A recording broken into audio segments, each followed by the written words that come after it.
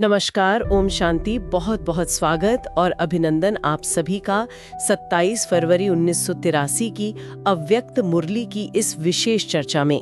तो आज प्यारे शिव बाबा ने संगम युग पर सजे हुए एक मधुर अलौकिक मेले का वर्णन किया है, जहां वे अपने बच्चों से मिलते हैं। बाबा ने हर बच्चे के दिव्य श्रृंगार और उनके तीनों स्वरूपों की महिमा गाई है। आज की मुरली जैसे बाबा के दिल की बात है, उनके स्नेह का अनुभव कराती है। चलिए इस प्यार भरी मुरली की गहराइयों को महसूस करते हैं। बाबा बता रहे हैं कि ये संगम युग का मिलन मेला कितना अनोखा है। यहाँ हर बच्चा एक विशेष श्रृंगार से सजा हुआ एक अमूल्य रत्न है। सबके मस्तक पर प्रकाश का ताज और उस ताज के बीच आत्मा मणि की तरह जैसे चमक रही है। ये सिर्फ कल्पना नहीं, बाबा कहते हैं, ये हमारी वर्तमान सच्चाई है। तो ये जो स्वरूप है, इसे स्मृति में लाने से हमारी रोज की दिनचर्या पर क्या असर पड़ सकता है? बिल्कुल बिल्कुल, ये स्मृति ही यही तो है परिवर्तन की चाबी। बाबा जब इस दिव्य श्रृंगार की बात करते हैं ना, मतलब गुणों का, शक्तियों का श्रृंगार, तो वो हमें हमारी सच्ची असलियत याद दिला रहे हैं। ये वो अविनाशी श्रृंगार है जिसकी चमक आप देखिए आधा कल्प तक चैतन्य देवात्मा स्वरूप में, और फिर आधा कल्प हमारे पूज्य जड़ यादगार चित्रों में भी कायम रहेगी। बाबा जैसे हमें आईना दिखा रहे हैं हमारे तीनों स्वरूपों का, वर्तमान पुरुषार्थी, भविष्य देवता और पूज्य यादगार।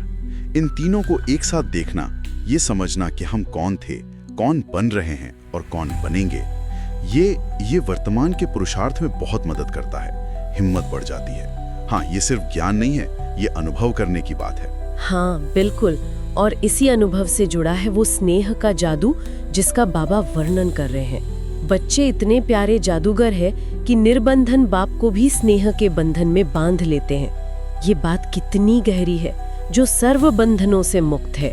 हाँ, वो बच्चों के निश्चल प्रेम में बंध जाता है। बच्चे ही बाबा को मिलने का, साथ रहने का तरीका सिखा देते हैं। खाते, चलते, सोते, हर कर्म में, यहाँ तक कि मुश्किलों और तूफानों को भी बच्चे बाबा के हवाले कर देते हैं। कितना अनोखा और शक्तिशाली है ये रिश्ता। सही कहा। ये स्नेह का बंधन ही बाबा और बच्चों के बीच के संबंध की धुरी है, समझिए। बाबा को भी बच्चों का ये प्यार, ये अधिकार पसंद आता है, और यही स्नेह फिर सेवा में बदलता है। देखिए, बाबा ऑस्ट्रेलिया और यूके के बच्चों के त्याग और सेवा की मिसाल देते हैं। त्याग कोई बोझ नहीं है, बल्कि भाग्य बनाने का आधार है।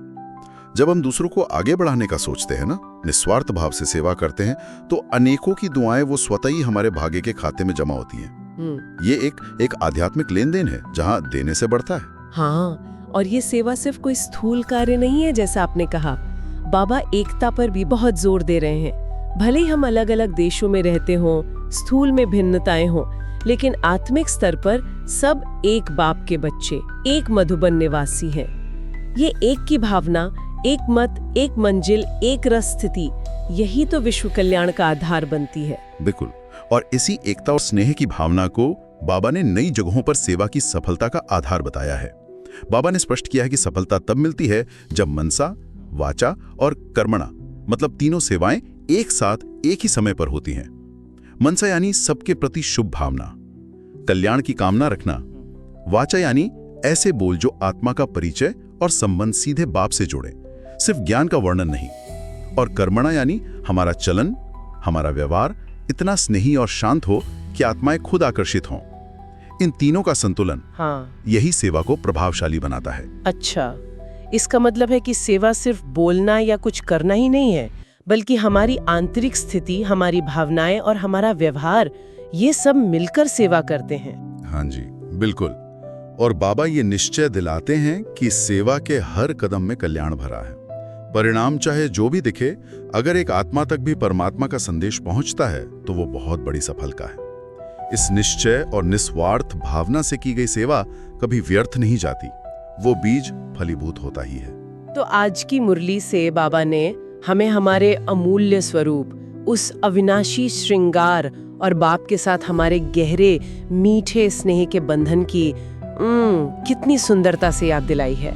ऐसा लगता है जैसे बाबा बहुत करीब आकर हमें हमारा भाग्य दिखा रहे हैं और साथ चलने का हौसला दे रहे हैं। ये संगम युग का मेला सचमुच स्नेह और शक्ति का अद्भुत संगम है। निश्चय ही।